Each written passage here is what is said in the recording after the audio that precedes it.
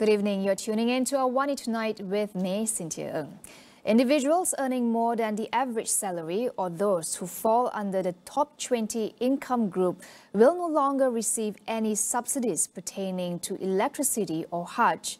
Prime Minister Datuk Sri Anwar Ibrahim says the government will coordinate the distribution of subsidies according to income groups through the Central Database Hub or PADU.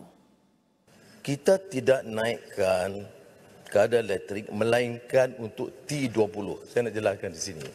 Untuk T20 sahaja, iaitu rumah-rumah besar yang tidak akan diberi subsidi elektrik.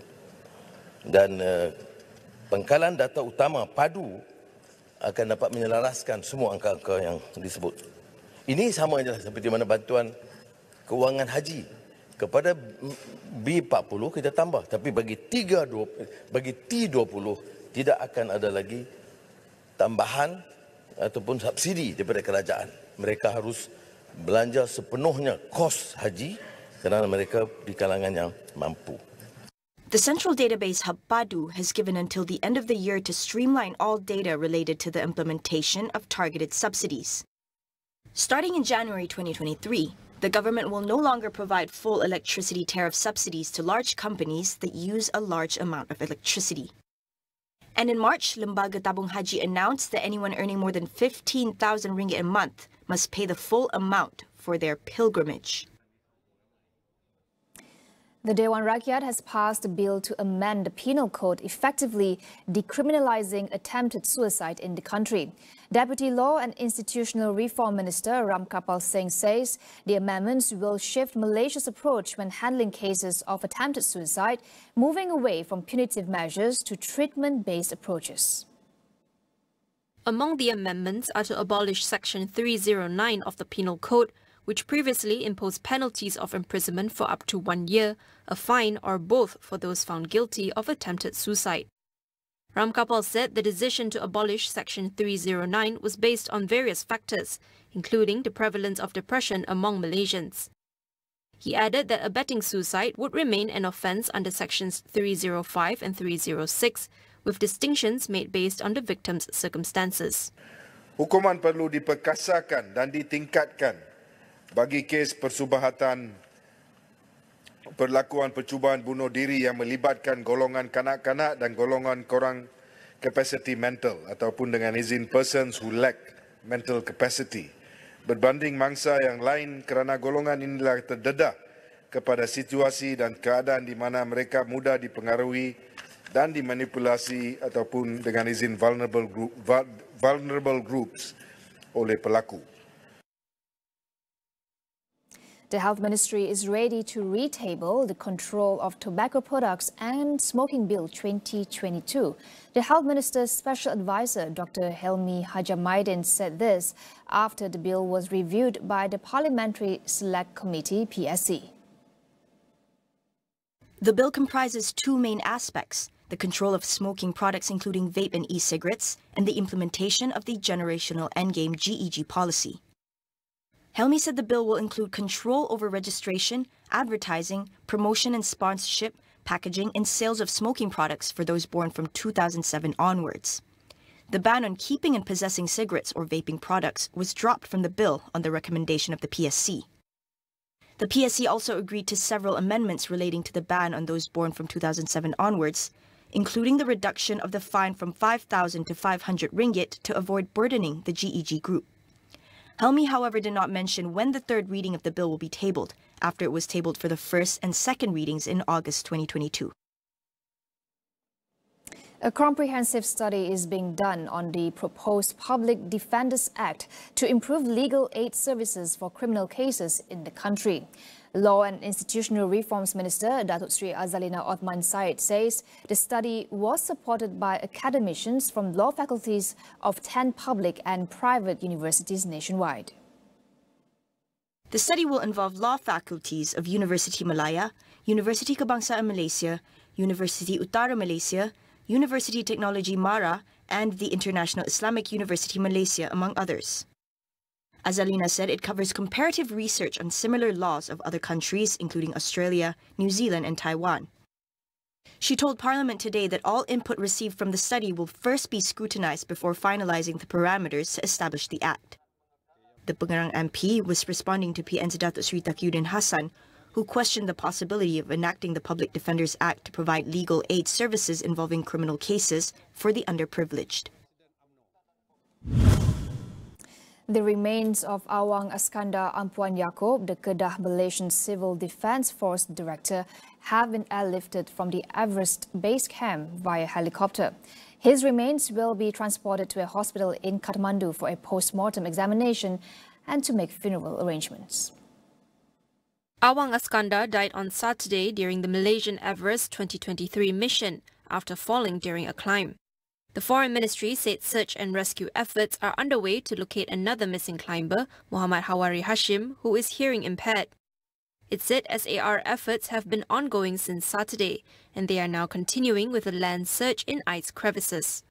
Muhammad Hawari is one of the two climbers who are still missing after reaching the summit of Everest, with the other being a climber from Singapore. Meanwhile, it was reported that an Australian climber died on the mountain on Sunday, bringing the number of deaths on the world's highest peak this climbing season to 10. On average, around 5 climbers die on the 8,849-metre mountain every spring. We'll go for a quick break. Stay tuned for more.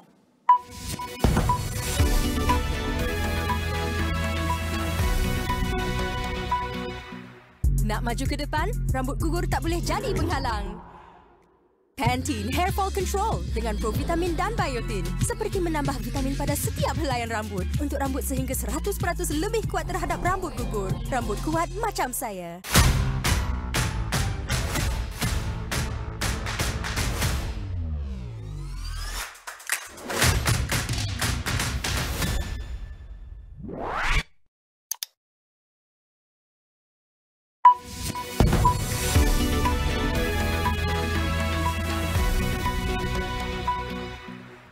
Welcome back. Meta has been hit with a record $1.3 billion fine by EU regulators over its handling of user information. It has also been ordered to stop transferring the Facebook data of EU citizens to the United States. EU courts believe such data transfers expose EU citizens to privacy violations. The fine imposed by the Ireland Data Protection Commissioner comes after Meta continued to transfer data after a court ruling in 2020 that invalidated an EU-US data transfer pact. The fine exceeds the previous EU privacy fine of €746 million imposed by Luxembourg to Amazon.com in 2021. Last year, Meta said it would be forced to consider shutting down Facebook and Instagram in the EU if it couldn't send data back to the US, a warning that EU politicians saw as a threat. The Australian government is set to introduce new laws that will regulate buy now, pay later BNPL services as a credit product. The new law would force BNPL providers to carry out background checks before lending in a bid to protect consumers in a largely unregulated industry. Under the new law, the services will be required to have a credit license, make allowances for financial hardship, and adhere to minimum standards for conduct that could subject them to the same laws as credit card providers. BNPL companies typically offer interest-free short-term loans with minimal credit checks, allowing payments to be spread over weeks or months. A Treasury paper released last year found that the services followed inappropriate lending practices and contributed to financial harm. Australia has around 7 million active BNPL accounts, resulting in transactions of over 16 billion Australian dollars between 2021 to 2022. The government will unveil the draft legislation for consultation later this year and introduce it into Parliament by the end of the year. The move would place Australia second only to Britain among the countries seeking to regulate BNPL. Taiwan has been excluded from the World Health Organization's annual assembly on May 21st till 30th. This comes after the assembly decided not to extend an invitation to Taiwan after China and Pakistan urged members to reject its inclusion. Taiwan had hoped for an invitation to participate as an observer amid growing international support for its involvement despite China's efforts to isolate the self-governed island. It said several diplomatic allies issued statements of support for its participation, including Eswatini and the Marshall Islands. There was no immediate response from Taiwan's government to the WHO decision. Taiwan, however, is still allowed to attend some technical WHO meetings. A massive fire broke out late Sunday at the historic Manila Central Post Office, destroying the nearly 100-year-old landmark. No casualties have been reported, and investigations are underway to determine the cause of the fire and what was damaged. The fire broke out before midnight in the basement of the 5-story neoclassical building and was brought under control on Monday morning, more than 7 hours after it started. Authorities estimated the damage at around $5.3 million. The national landmark on the banks of the Pasig River was rebuilt in 1946 after being badly damaged in the Battle of Manila during the World War II in 1945. It was declared an important cultural property by the Philippine National Museum in 2018. The building currently houses the Philippine Postal Corporation, the government-run postal service.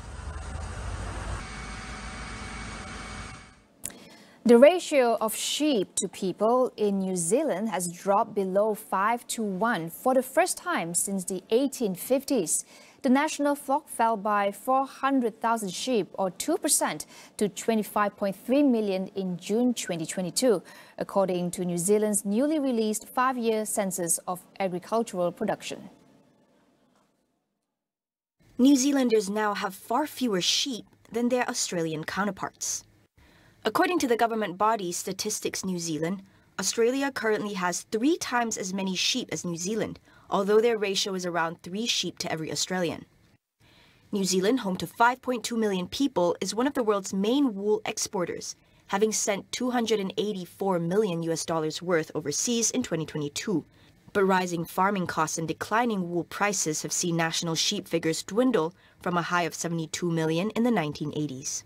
In 1982, the ratio of sheep to people in New Zealand was at 22 per person.